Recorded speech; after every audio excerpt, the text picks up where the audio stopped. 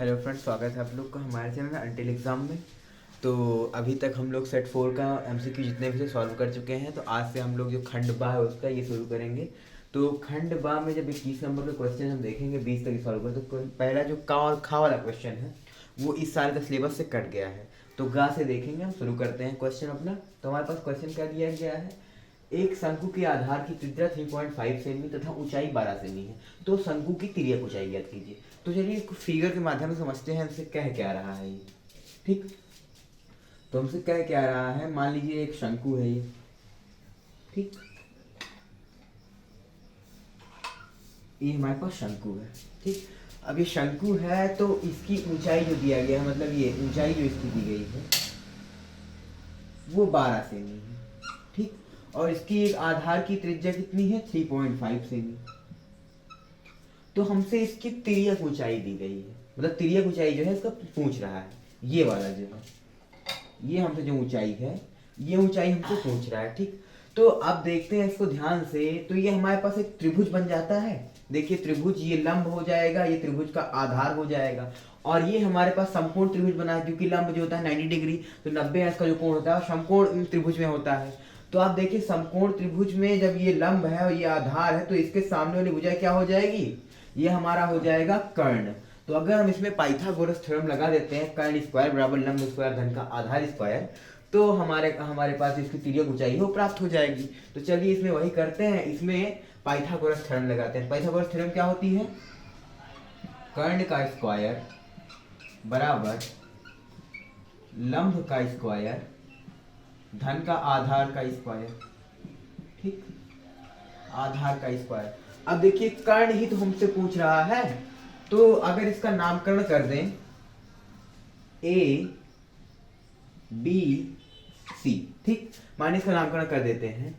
तो A B हमारे पास दिया गया है, ए बी 12 दी गई है, बी सी दी है हमारे पास 3.5 सेमी। हमसे ए सी पूछ रहा है, तो ए सी हमारे पास अज्ञात है, तो यहां से हो जाएगा ए सी का स्क्वायर बराबर, अब देखिए बी सी हमारे पास कितनी दी गई है, 12, 12 का स्क्वायर और प्लस का हमारे पास ये बीसी, बीसी कितनी दी, 3.5 सेमी, इसका स्क्वायर। ठीक, ये करना है। देखिए यहां से एसी का स्क्वायर बराबर, अगर 12 का हम स्क्वायर करें तो 144 आएगा, 144, और प्लस का अगर 3.5 का स्क्वायर करते हैं, चलिए इधर साइड में स्क्वायर करके देख लेते हैं कितना आएगा, 3.5 इंटू 3.5। देखिए यहाँ पर 50 25, 2 5 3 15 1 17, 3 3 9,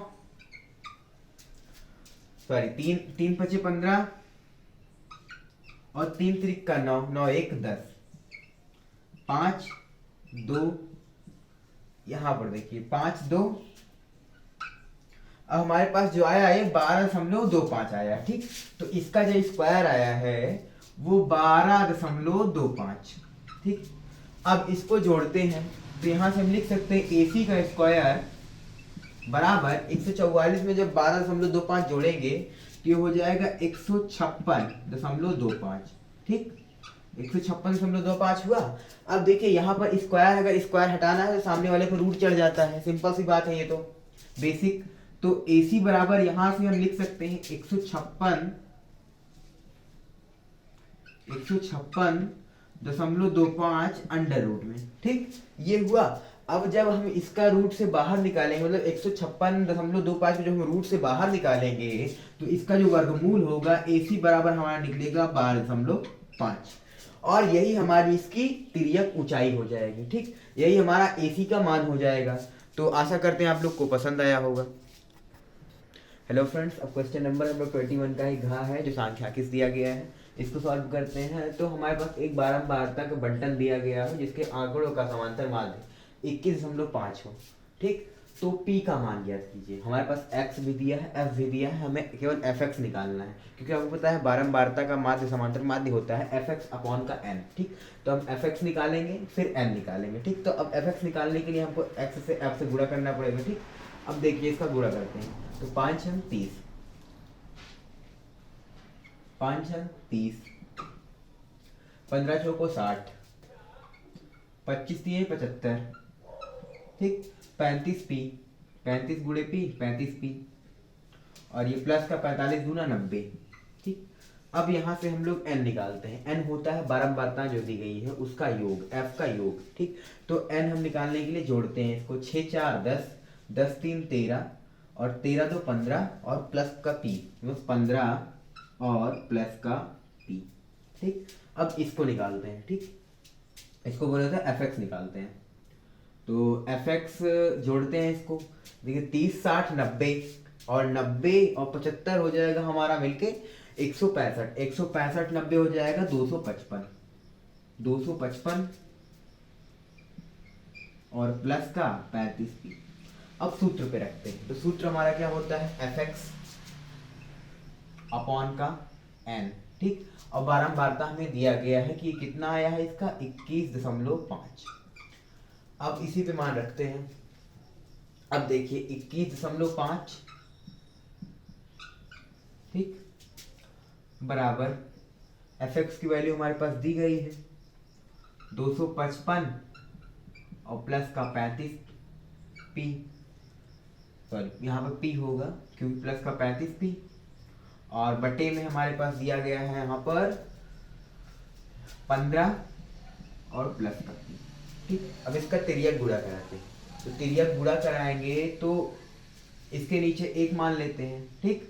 जब इसका तिर्यक गुणा कराएंगे इसके नीचे एक जब मानेंगे तो अब देखिए एक से गुणा कराते तो वही सेम संख्या हमारे पास हो जाती है 255, ठीक, और प्लस का 35p बराबर, अब 15 21.5 में जब गुणा कराएंगे तो 15 पचे 75, 5 हासिल मेरे पास 7 आया, 15 एकम 15 और 15 7 22 का 2 हासिल 2, 15 दूना 30, 30 2 32, ठीक। तो 32 पूरा पूरा 32। अब देखिए दशमलव एक अंक पे है तो एक अंक पे हमारा दशमलव लग जाएगा, ठीक। अब ये देखिए इससे जब p से मल्टीप्लाई करवाएंगे तो सेम यही हमारे पास आ जाएगा प्लस का 21.5। अब p वाला पक्ष एक तरफ कर लेते हैं और संख्या वाला पक्ष एक तरफ कर लेते हैं, यानी अचर वाला पद जो है एक तरफ होगा और चर पद एक तरफ होगा। तो जब अचर पद एक तरफ करेंगे तो इसको इस तरफ पक्षांतर कर देंगे तो ये हमारा हो जाएगा 35p, और ये देखिए यहाँ पर प्लस में है, इस साइड आएगा तो माइनस में हो जाएगा, माइनस का हमारे पास हो जाएगा 21.5p, ठीक। अब बराबर यहाँ पर देखिए बराबर, अब ये देखिए 332.5, और ये देखिए यहाँ पर 255 प्लस में है, इस साइड आएगा तो माइनस में हो जाएगा, माइनस का 255। अब घटाते हैं, और जब आप 35p में से 21.5p घटाएंगे तो हमारे पास बचेगा 13.5p, ठीक। ये हमारे पास बचेगा 13.5p, और जब हम 332.5 में से 255 घटाएंगे तो हमारे पास बचेगा 67.5, ठीक। अब देखिए इधर ये गुणा में है p के पक्ष में, अब इस साइड लाएंगे तो भाग में हो जाएगा, सेम उल्टा हो जाता है इसका, तो यहाँ से हम p बराबर लिख सकते हैं 67.5 बटे 13.5, ठीक। अब देखिए दशमलव दशमलव समान अंक पे है, दशमलव दशमलव कट गया यहाँ पर। अब हमारे पास p बराबर हो गया 675 बटे 135, और 135 के पहाड़े में 675 पांचवी बार में आता है, यानी 135 गुणे 5 675 होता है, तो इसका 5 बार में हम काट सकते हैं, यानी p बराबर हमारा जो मान निकलेगा वो 5 निकलेगा। तो यही हमारा जो p का मान होगा 5 होगा। यहाँ पर उत्तर जो है हमारे पास 5 आया है। हेलो फ्रेंड्स, हम लोग के पास क्वेश्चन नंबर जो 21 का अंगा वाला दिया है, क्या दिया गया है, वह अनुपात ज्ञात कीजिए जिसके लिए किसी बिंदु को -3, 10 और 6, 8, ठीक, को मिलाने वाली रेखाखंड को बिंदु -1, 6 पे विभाजित करे, ठीक है। इसका अनुपात ज्ञात करना है। अगर विभाजित करे कोई रेखाखंड उसका अनुपात ज्ञात करना हो तो हमारे पास सूत्र होता है mx2 प्लस का nx1 अपॉन का m प्लस का n, ठीक। अब mx2 होता है हमारे पास, जो x2 होता है यही mx2 होता है 6, और जो x1 होता है वही हमारा nx1 होता है, ठीक, ये -3, और बराबर इसमें से जो बिंदु दिया गया उसमें से पहला या दूसरा कोई भी एक पद उठा दीजिए। तो हम पहला पद उठाते हैं -1, ठीक। काहे जो है तो चलिए आगे देखते हैं। अब देखिए mx2 का मान मेरे पास दिया गया है -3, -3। तो x2 का मान हमारे पास दिया गया है -3, ठीक। तो ये -3m, और x1 का मान दिया गया है हमारे पास, सॉरी mx2 का मान हमारे पास जो दिया गया था वो 6 दिया गया है, और x1 का मान दिया गया है -3, ठीक, प्लस का -3 है बटे m प्लस n बराबर -1। अब इसमें जब तिर्यक गुणा कराएंगे तो बटे 1 मानेंगे, ठीक। अब जब इसका तिर्यक गुणा कराएंगे 1 से ऊपर तो सेम संख्या हमारे पास रहेगी,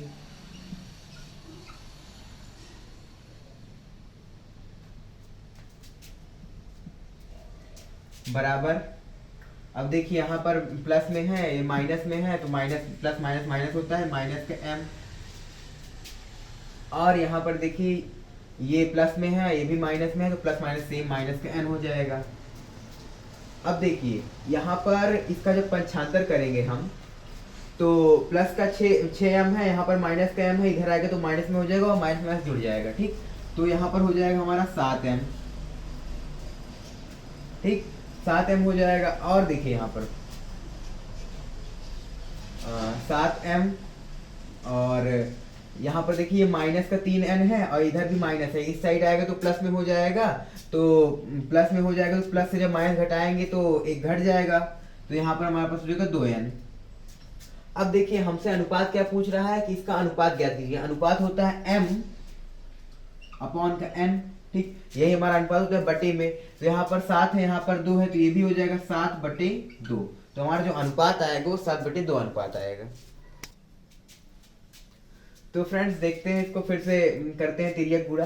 जब तिर्यक गुणा कराएंगे तो n को इस पक्ष में ले जाएंगे और जो 7 है इसको इस पक्ष में ले आएंगे, तो ये हो जाएगा m अपॉन का n, यही हमसे अनुपात पूछ रहा है। तो यहाँ पर 2 रहेगा, ये गुणा में है, इस साइड आएगा तो भाग में हो जाएगा, तो बराबर का हो जाएगा 2/7। अब हमसे m अनुपाते n पूछ रहा है, तो m अनुपाते n क्या होगा हमारे पास, 2/7, यही हमारा अनुपात हो जाएगा। तो फ्रेंड्स हम लोग के पास क्वेश्चन नंबर जो 21 का 4 नंबर वाला दिया गया है, यदि किसी बिंदु x माइनस वाई बिंदुओं से -3, 6 और -3, 4 से समदूरस्थ है, तो x और y के बीच में संबंध, ये x और y के बीच में संबंध दिया है, ये x1 है, ये y1 है, ठीक। तो आप एक बार यहाँ पर x1 उठाइए और x1 इधर से भी उठाएंगे तो x1 यहाँ से भी उठाएंगे, इधर y1 उठाएंगे तो यहाँ से भी y1 उठाएंगे, और दोनों का होल स्क्वायर कर दीजिए, आपके पास उत्तर आ जाएगा। गाइस हमारा अगला क्वेश्चन है 21 का 4, कह रहा है यदि बिंदु x y बिंदु 3, 6 और -3, 4 से समदूरस्थ हो तो x तथा y में संबंध ज्ञात कीजिए। अब समदूरस्थ मतलब क्या हुआ कि x y यहाँ पे कोई बिंदु है, ठीक है, यहाँ से 3 और 6 बिंदु दिया गया है, सेम यहाँ से कितना दिया है -3 का 4। अब अगर ये आपका O है, ये आपका A है, ये आपका B है, तो समदूरस्थ मतलब AO बराबर OB इतना आना चाहिए। तो हम क्या करेंगे, दूरी वाला फार्मूला इसके बीच में लगाएंगे, A और O के बीच में, यही दूरी वाला फार्मूला OB के बीच में लगाएंगे। अब दूरी का फार्मूला क्या होता है, x1 माइनस x2 का whole square plus y1 minus y2 का होल स्क्वायर, ठीक है। तो चलिए करते हैं, यहाँ पे हम निकालते हैं ये, ठीक। तो x हमारा एज इट इज रहेगा, x1 हमारा हो जाएगा -3, ठीक है, स्क्वायर y और उसके बाद y1, ठीक, 6 स्क्वायर। इसी तरह हम निकालेंगे OB, ठीक। तो x और ये कितना हो जाएगा -3, माइनस माइनस प्लस, तो हो जाएगा प्लस का 3 का होल स्क्वायर। इसी तरह y और ये -4 है, 4 है तो माइनस का हो जाएगा स्क्वायर। अब इनको दोनों का हमें क्या कर देना है, बराबर करना है, मतलब AO बराबर OB। जब बराबर करेंगे और वर्गमूल ले लेंगे, जब बराबर करके वर्ग लेंगे तो इसका जो वर्गमूल है हट जाएगा, सीधे सीधे आपका आ जाएगा x -3 का स्क्वायर प्लस वाई माइनस 6 का स्क्वायर बराबर x प्लस 3 का स्क्वायर प्लस वाई माइनस 6 का स्क्वायर।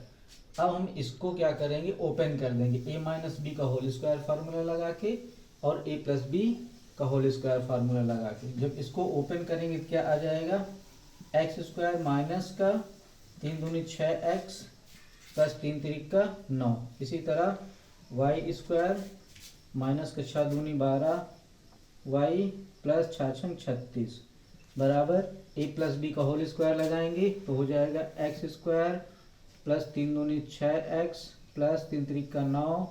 ये हो जाएगा वाई स्क्वायर माइनस है तो 6 दूनी 12 वाई, ठीक है। और उसके बाद ये हो जाएगा गाइस यहाँ 4 रहेगा, ठीक है। 4 दूनी 8 वाई प्लस 4 चौक 16। अब इसको हम सॉल्व कर लेते हैं। सॉल्व कर लेंगे तो हमारा संबंध आ जाएगा। देखिए एक्स स्क्वायर यहाँ है, एक्स स्क्वायर यहाँ है, कैंसिल हो गया। वाई स्क्वायर यहाँ है, वाई स्क्वायर यहाँ, ये भी कैंसिल हो जाएगा। यहाँ पे 9 है प्लस का, यहाँ पे भी 9 है, कैंसिल हो गया। अब हमारे पास बचा क्या, ठीक है, माइनस 6x, उसके बाद माइनस 12 वाई प्लस 36 ये बचा। और इधर क्या बचा, 6x माइनस का 8y प्लस 16। अब इसको जब हम सॉल्व करेंगे तो हमारे पास आ जाएगा 3x प्लस वाई बराबर 5, ठीक। ये आएगा कैसे, ये माइनस 6 है, इसको इधर लाएंगे हो जाएगा 12x। चलिए बता देते हैं, ये माइनस 6 है, इसको इस साइड में ले आएंगे तो माइनस 6 होके हो जाएगा माइनस का 12x, ठीक है। ये माइनस 8y है, ये माइनस 12y है। माइनस 8y इस साइड में आएगा तो हो जाएगा प्लस का 4, तो माइनस 12 और प्लस 4 कितना आ जाएगा, माइनस 12 और प्लस 8 कितना हो जाएगा, माइनस का 4y, ठीक है। अब ये 36 को हम इस साइड में ले जाएंगे तो ये माइनस हो जाएगा, 16 माइनस 36 हो जाएगा माइनस का 20। अब हम देखते हैं इसमें कौन सी संख्या कॉमन है। तो जो 4 है वो सब में कॉमन है, ठीक है। तो 4 से इसको हम डिवाइड कर देते हैं। जब 4 से डिवाइड कर देंगे देखिए 4 तिहाई 12, 3x और 4 एक का नाम 4, ठीक है, और 4 पंचे 20, ठीक। अब माइनस इधर भी है, माइनस इधर भी है, तो माइनस कैंसिल हो जाएगा, सीधे सीधे ये आ जाएगा 4 पंचे 20। तो ये जो आ रहा है यही हमारा क्या हो गया, संबंध हो गया। आशा करता हूँ समझ में आ गया होगा। बहुत बहुत धन्यवाद।